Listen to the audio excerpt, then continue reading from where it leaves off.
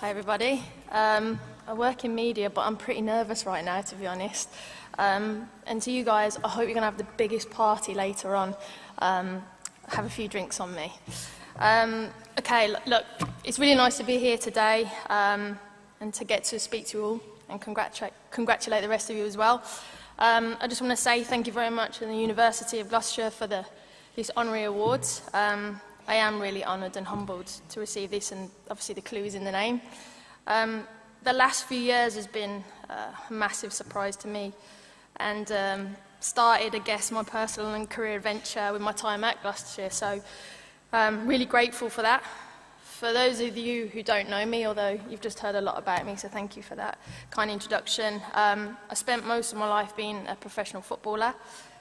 I was really lucky to play for England, Team GB, and some of the best clubs in the world. Now, I know footballers are not always associated with the academic success, so this award means a lot to me. And it's the kind of award that 10 years ago I definitely wouldn't have thought I'd be receiving, and definitely wouldn't be speaking in front of you guys today. So, in the football world, there's a mantra of making sure that you leave your jersey in a better place than when you got it. So the next person playing your position moves the team on and can build on from the foundations that you laid. That's been my ambition, not just for the teams I played for, but for women's football as a whole. There's no secret, if any of you know me, I think, or know women's football, it's been quite challenging, and the battle keeps going on, and we don't stop until we make it the best that we can be. So my goal, my goal is that every generation of girls that come after us will find it easier, safer, a more successful path into football or whatever sport they choose to make their own in. I want to move the sport forward so it's viable for female footballers to play in the biggest stadiums, have the biggest sponsors, be supported by the best staff, the best experience in medical care, and some of you might be here today, that might be your future, and can be watched by even more fans across the globe. So when I was approached by the government to do a review into the future of women's football, it's something I couldn't turn down. I knew it would take me away from my friends and my family, and would challenge me like nothing I've ever done before, and that's the honest truth.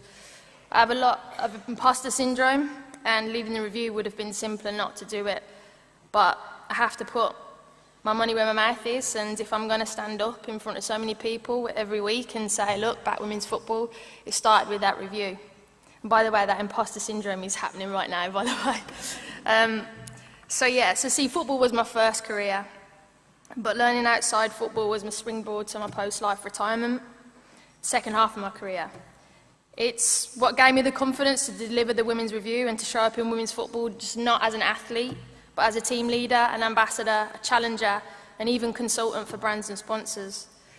It's not just what I learned about my masters that spurred me on, but it's also other perspectives in life that have mattered and helped me to get me where I am today. As I said earlier, footballers are not known for their academic qualities. Also, I'm dyslexic, so this is quite hard reading this for me.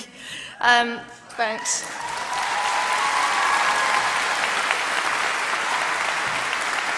I'm better just speaking, so I probably should have just gone with my heart.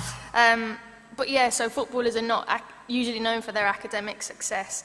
But I've been encouraged by so many people to embrace what made me stand out, and I continue to do that. My biggest saying in life is be the difference with the things that make you different. So everyone here, your path is unlikely to be simple. It might not make sense at times, and it's probably going to be unpredictable. But I always hope that you find a place where you can be given the encouragement that you need to embrace your path and support and navigate when it seems unclear. Because trust me, when I told a lot of people when I was 11 I wanted to be a women's footballer, probably 20, 30 years ago, everyone laughed at me, but hopefully in a few years' time I'll have the last laugh. Ultimately, we're not just footballers, we're not just athletes, or leaders, or professors, or students. We're just humans who have the opportunity to embrace different paths. And embrace them we absolutely should, so don't fear with it, go with it, and enjoy it, and look, the future's all yours as well, guys. So thank you very much.